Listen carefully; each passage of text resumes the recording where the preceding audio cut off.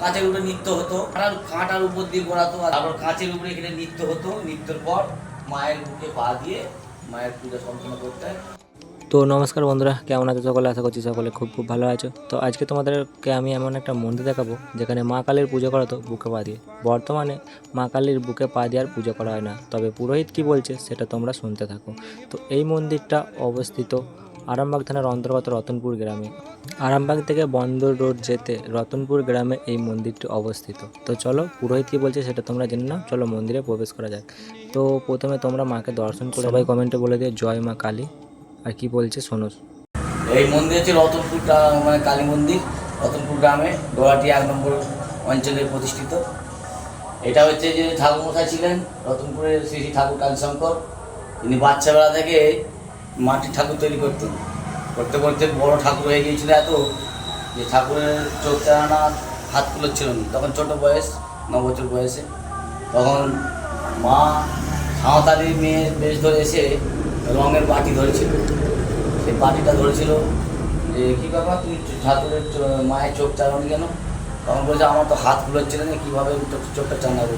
তো তখন বলেছিল যে বেটা, আমি তো এই রঙের বাটি ধরছি, তো তুই হাতটা চোখটা চালিয়ে দে। কী করে চালাবো?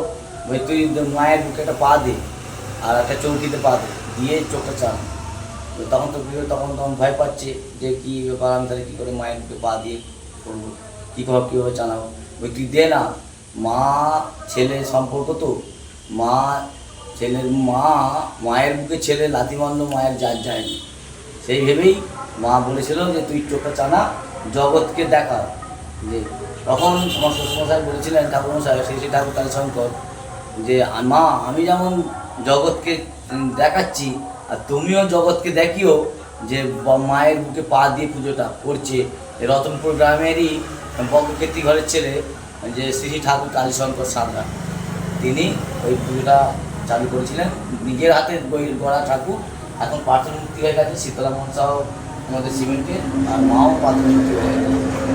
আর সেভাবে পুজোটা চলে। আর আমি জামাই, ওনাকে ওনার ছেলেপুলে হয়নি, পালিত কন্যা শালিকা মেয়ে দত্তক নিয়ে আমার সাথে বিয়ে দেয়। সেই মেয়ের সাথে বিয়ে দিয়ে আমাকে জামাই করে, আর সব পূজাতে ভালো দায়িত্ব আমাকে দেয়। আমি এখন পূজাটা চালাচ্ছি। আপনার নাম? আমার নাম সুশান্ত মল্লিক, আমার বাড়ি গৌরাটি 1 নম্বর অঞ্চলেই সুভয়পুর গ্রামে। আর উৎসব আমাদের হয় কার্তিক মাসে, আর প্রতিদিন আমাদের শনিবার মঙ্গলবার মায়ের পূজা হয়, বিশেষ পুজো। নিত্য পুজো তো 12টা 12:30 থেকে হয়। আর আমাদের যেমন ব্যাধির ওষুধ, নানা রকম বিভিন্ন ধরনের ওষুধপত্র দেওয়া হয় শনিবার মঙ্গলবার।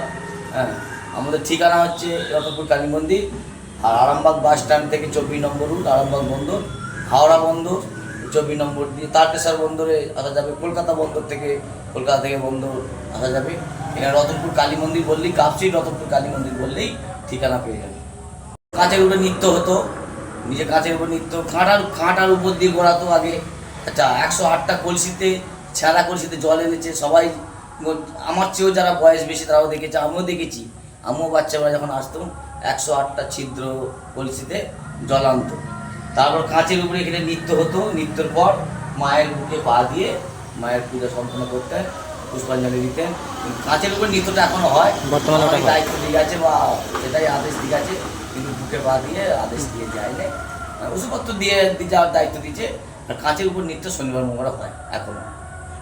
কারণ কাঁচে যে বস্তা, কাঁচ আছে, ওই কাঁচের বস্তা আছে, ওই বস্তায় ঢেলে দিয়ে নৃত্য করে, আমি করি। মায়ের মহিমা যতদিন করাবে, নিশ্চয়ই মায়ের মহিমাটা করছে। আমার হাজার হাজার ভক্ত, কলকাতা যাত্রী, প্রচুর যাত্রী আসে। ব্যাধি মুক্তি হচ্ছে, বিভিন্ন ধরনের মানে বিভিন্ন সমস্যার সমাধান করার জন্য এখানে আসে। নিশ্চয়ই মা তাদের সমস্যার সমাধান করে, ওই জন্য মায়ের কাছে তো আসে। আর কিছুদিন, এই 2 বছর আগে আমার শ্বশুরমশাই মারা গেল, 2-2.5 বছর মারা গেল। এখানে শ্মশান করা হয়েছে, ওখানে শ্মশানে পুরানো হয়েছে, মন্দির করা হয়েছে ওখানে। হ্যাঁ, চলছে এইভাবেই মায়ের পূজা, যাতে মায়ের পূজা আরও সুষ্ঠুভাবে হয়। সেই জন্যই ভক্তদের কাছে আমার অনুরোধ, ভক্তরা যেন এসে মায়ের পুজো সুষ্ঠুভাবে ঘরে বা ভিড়ভাড়টা জমায়। প্রশাসনিক থাকে, পুজোয় প্রশাসন থাকে।